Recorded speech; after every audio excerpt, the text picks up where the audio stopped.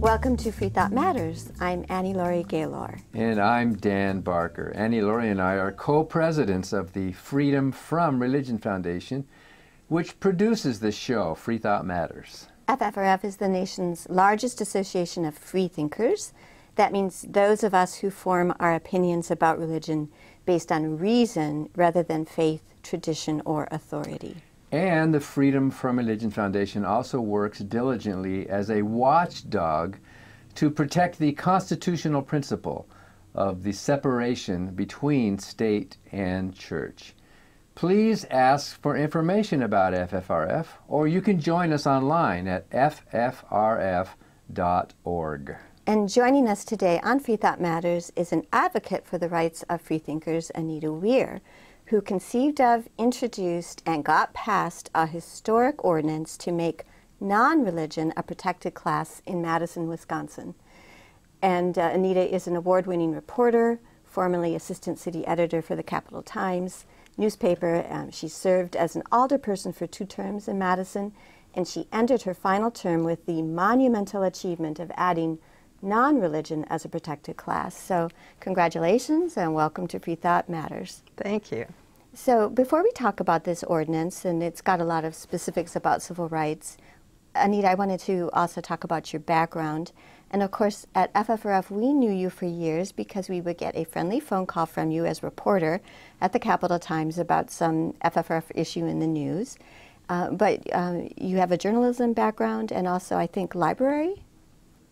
Right. I have a degree in journalism, a BA from the University of Wisconsin-Madison, and also a master's in library studies. And then did you use that, or did you just go right to reporting? Oh, well, I got the library degree much later when I was working at the Cap Times, 1 course a semester. But journalism was always my first love. And you worked at more than one newspaper? I worked out west for quite a while, in California, Oregon, Washington, and Las Vegas, which was the best town to be a reporter in, I assure you. Oh, really? There was plenty to write about: crime, corruption. There was even a church that was quite corrupt. Well, imagine that. So you really like words, books and words are very important. Yes. So I guess we're getting to the background here and what made you first become aware that there was a problem with the civil rights ordinances in Madison and everywhere else that covered many protected classes, but what was missing? Well, when I was appointed as a council representative to the Equal Opportunities Commission, and of course thoroughly read our ordinance, I noticed that religion was protected, but non-religion was not. So I decided I would offer an amendment to fix that. Now, there are many protected classes in Madison, I think Yes. 27, something like that. Right. So things like being homeless or having a record, or what are some of the other protected classes? Well, the usual of sex or age. Race. And sexual orientation. Yeah, and sexual orientation. Nationality. Right. And so most ordinances, most liberal cities have similar civil rights ordinances that have protected classes, and probably most of them have the word religion in it. And, you know, theoretically that could encompass the right to have any view on religion, but we don't think that was really how it tended to be looked at. Is that right? Right. You know, it was like it was giving a preferred class to those who were religious, but what about the non-believers? Right. It was sort of the forgotten group in the ordinance. Now, this is the historic ordinance. How long did it take for you to get it passed once you thought of it?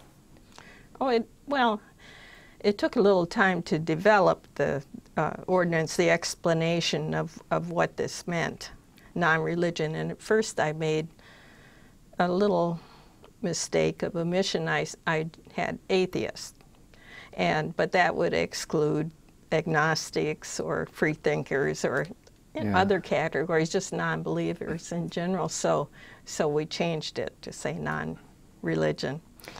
But it had to go through several hurdles, though, didn't it? Right. Well, it was introduced to the committee first, the Equal Opportunities Commission, which sent it to a subcommittee that deals with employment matters, representatives of various companies and agencies and so on. And they passed it unanimously, though 2 people did abstain because they thought their employers might object. And then it went to the full commission, where I had a little more trouble. It was a little more controversial. Yes, yes. There were some votes against it and some more abstentions. Right, it was close. It was 5-3. But then what was so nice is that when it did go before the full city council, by that time I think you had gotten a majority of city council representatives to sponsor it. Right, 14 of 20 were co-sponsors. So what happened on the day that it passed? It was, what kind of vote was it? Well, no one voted no. There were a couple people who just sat silent, but no one opposed it, really. So I know that on that day, it was in March 2015, some of our FFRF staff and some other members of the public came and testified. And Patrick Elliott, one of our staff attorneys, did testify, explaining a little bit more about this omission and why it's significant. I encourage you to amend the Madison Equal Opportunities Ordinance to include non-religion as a protected class. As an initial matter, it appears that discrimination against the non-religious is allowed by the current ordinance. Religion is defined in that ordinance as including, quote, all aspects of religious observance and practice as well as belief, unquote. This definition excludes those of us who are non-religious. Having worked to protect the civil rights of non-religious persons, I can tell you that discrimination against atheists is widespread and an ongoing concern. It permeates into employment, public schools, and even discounts offered by places of public accommodation. Now, Anita, you've also spoken about this in the past. At FFRF, we gave you an award that year. It was such a major accomplishment, which you accepted, the Freethought Heroine Award. And in your acceptance speech, you talk about some of the discrimination against atheists. And I know you mentioned FFRF's problems with sometimes discrimination where we've been turned down by companies to do bumper stickers or T-shirts or billboards. But this was also the year of Charlie Hebdo, for example. So you want to talk a little bit more about that general discrimination that atheists face? Well, the Charlie Hebdo case in Paris was very upsetting because it was, basically an atheist publication, and members of the staff were murdered. And we've also seen murders, a lot of murders, just one, again recently in Bangladesh, of atheists hacked to death, or in the most recent case, gunned down, apparently for being atheists. So yeah, there is widespread discrimination in many Islamist countries. It's against the law to be an atheist. So we also had testimony at that city council meeting by Chris Calvi? Chris Calvi, who was a student who talked about discrimination that atheists face in employment. Chris was the president of AHA, Atheists, Humanists, Agnostics, on the University of Madison campus, and he talked about their own leaders filling out resumes that they were afraid to put their accomplishments on there. And you can take pride in the fact that here at the UW we have one of the largest, best organized, and highest funded atheist student groups in the country. But despite that fact, I can tell you from personal experience that many previous officers of this fine organization have been quite reluctant to include their participation on their resumes. These leaders are hesitant to include it out of fear that their religious beliefs are going to be used against them in employment decisions. I think that's a reasonable concern, given that atheists are among the least trusted minorities in this country. But it doesn't have to be this way, so I urge you to support the ordinance before you. I want to live in a city where everyone is free to be honest about what they believe and who they are, regardless of their age or race or sexual orientation or their religious beliefs or lack thereof. That just seems like common sense to me. So, Anita, Chris says he wants to live in a city that's free and open. Madison, Wisconsin is part of Dane County, and I just read Representative Pocan wrote an amicus brief in one of our cases where he cited statistics showing that in Dane County, 54% report that they have no religion. So if there's going to be a city to start something like this, it's got to be Madison, Wisconsin, right? Yes, this is a very liberal city. Yes, but we didn't realize how many, I mean, maybe we could have made an estimate, but the typical statistic around the country is 24% call themselves nuns.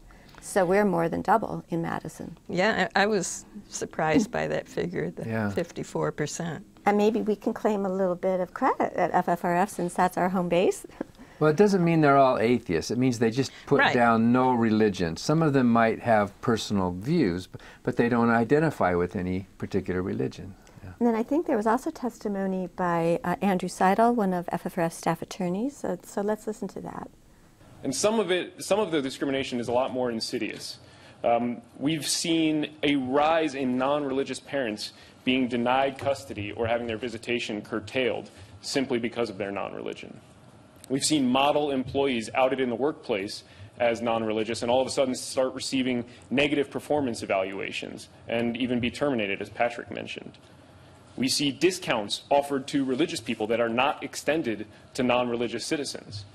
Here in Madison, one store was giving out free gallons of milk to Christians, but not to non-believers. Schools block atheist student groups from forming on a regular basis, and they block information about atheism on their internets. They filter it out as an alternate belief system. If any group in this country needs protection, it is the one that is least trusted and most disliked.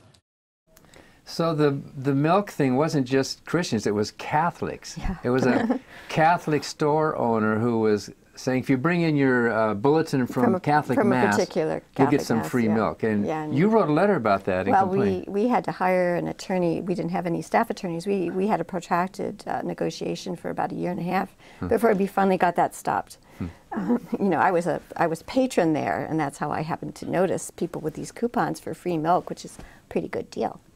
But so you've also brought up, and as FFRF has, some of these studies that show that we're the most disliked minority, non-believers, atheists. Were you aware of those studies when you started this? Well, no. I studied the issue and became aware. So right, but I knew there was discrimination. I recall one incident in Las Vegas when I got there and I was applying for jobs, interviewed by a city editor who asked me my religion. And I said, well, I was raised Lutheran. I'm not much of anything now. That was my response. Well, he was a very staunch Mormon, and I was not hired. Wow. And that he should not have asked that question. I didn't know that background. But then, after I went to work for the other newspaper and out-reported this paper, they hired me away. So I did end up working there. So, Anita, for years and years you would call us about issues related to separation of state and church and free thought. And of course, you were a very objective reporter. I had no idea, certainly, that you had no religion myself. And you had to be objective, and then you were on the city council, and you were kind of keeping quiet about it. Now you are an out non-believer then. Is that pretty much your... I would say so. Yes. Especially with this program. So we're talking with Anita Weier about a historic ordinance to protect non-religion that she authored and got passed in Madison, Wisconsin. And we'll be back in a minute. I'm Annie Laurie Gaylor. I'm Dan Barker. And after the break, I want to ask you why you changed your mind from Lutheran to non-believer. Stay tuned for more Free Thought Matters.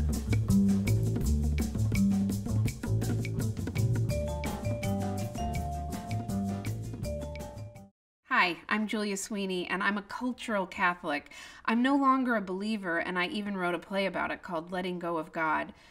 But I wanted you to know that right now, Catholic bishops are framing their opposition to contraceptive coverage as a religious freedom issue. But the real threat to freedom is the bishops, who want to be free to force their dogma on people who don't want it. please join the Freedom from Religion Foundation and help keep church and state separate. My name is Gabrielle Hinahara, and I'm an atheist because I believe in the power of doing good for the sake of doing good, and not because some divine entity tells you what is good and what's not, and not because you think it will get you into some sort of heavenly afterlife. I believe in human morality, which is why I think that most cultures across the world have come to the kind of same basic principles and values, such as the Golden Rule, which isn't based in religion, but is based in human interactions and mutual respect. And I think a lot of people turn to religion because it makes the choice of morality really easy, black and white, right and wrong, and you don't have to decide which is which. And in my experience as being an atheist through my life, I've found that moral choices are something that I think about a lot more than a lot of other people because nobody's telling me the answer. And since I don't believe in an afterlife, pretty much my whole meaning in life is based on my interactions with other people and that I can leave this world a better place by my actions.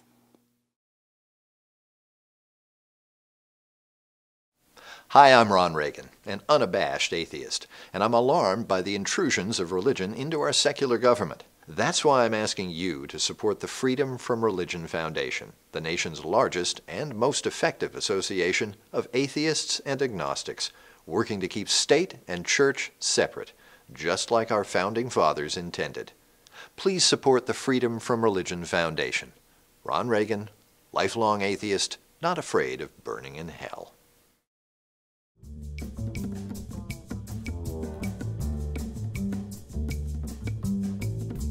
And we're back with Freethought Matters. I'm Dan Barker. I'm Annie Laurie Gaylor, and we are here with Anita Weier, who authored a historic ordinance to protect non-religion as a protected class.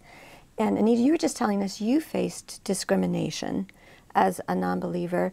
And here we have this wonderful ordinance that could be a model statute, but it hasn't been passed to our knowledge anywhere else yet. But at FFRF, we're aware of about 12 communities that are looking at it. Are you aware of any others? No. At the time when the ordinance was amended, I did get a few contacts from other communities, but not since. So we have a lot of work ahead of us. So maybe we should send Anita on the road to all these cities to try to lobby for this new. You're just happy to have made history. You did the first in the whole country, didn't you? Now, we also are going to talk about another Anita. I did a little testimony before the city Another council. Anita? Mm-hmm.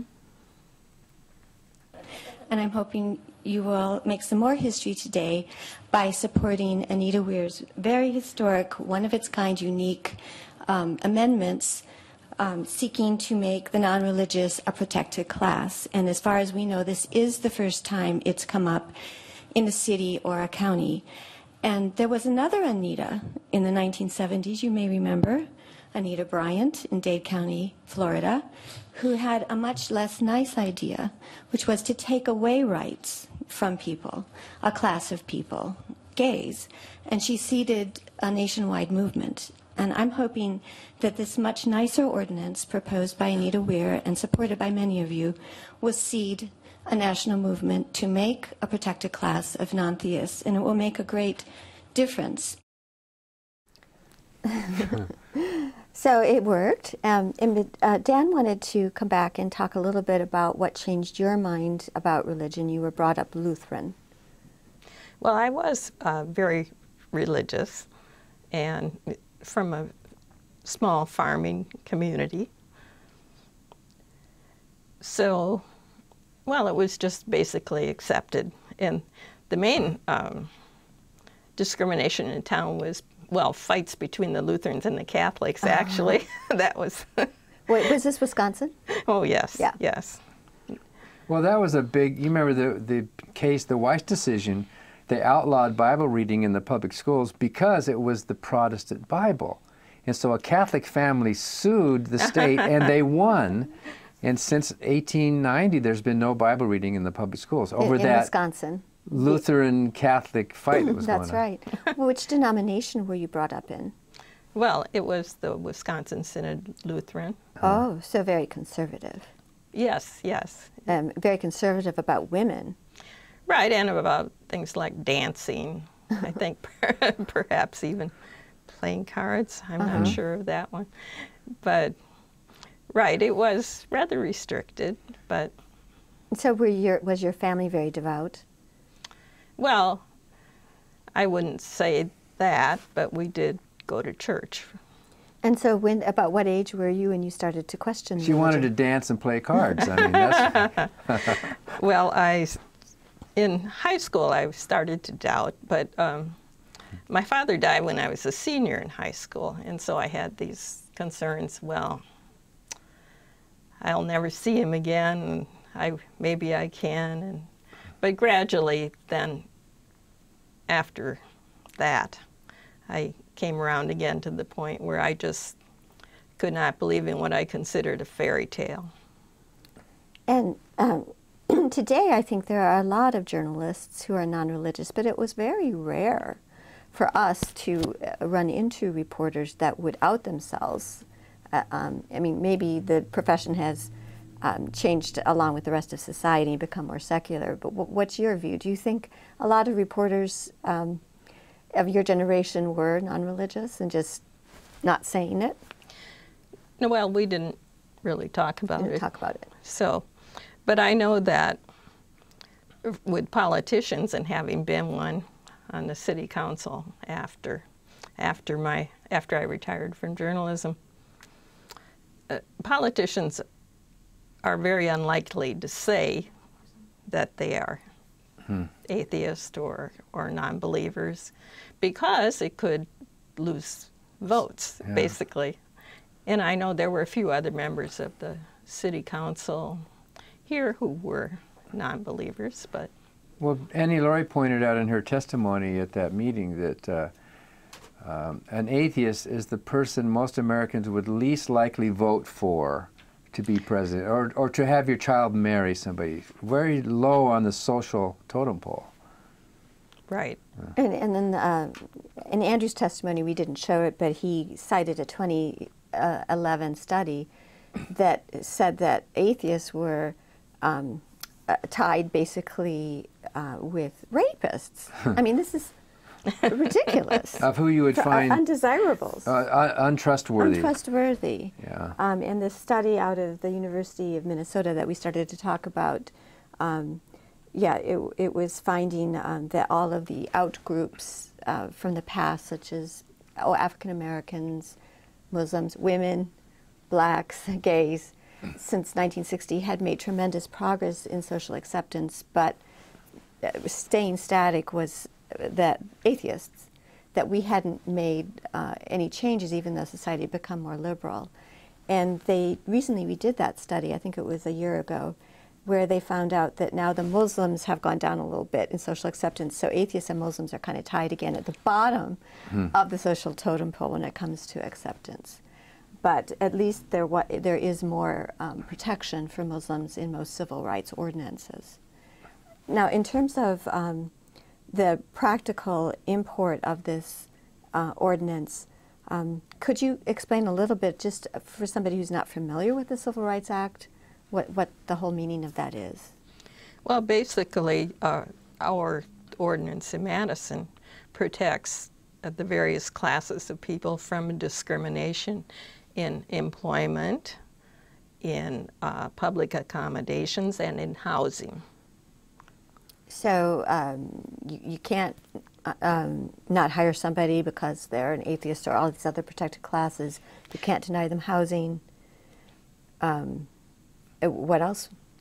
Well, as I recall, there is an exception in that, say, organizations that are religious or not religious could hire their own. Yeah, they could ask that right, question. which makes sense. Well, at FFRF, we could ask somebody, are you in agreement with our principles and our free thought here?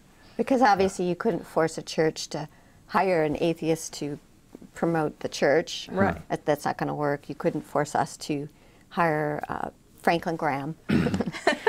So can a landlord even ask those questions in Madison? Well, I suppose they could, but they shouldn't. They shouldn't. And there could be a Well, complaint. Other very common prohibitions are things like age. You're not supposed to ask that question. It's illegal. Right. So people understand that. Why are you looking at me when you say age? So, a place of public accommodation, restaurants, of course, you know. Grocery stores can't give away milk to Catholics and then deny it to everybody else.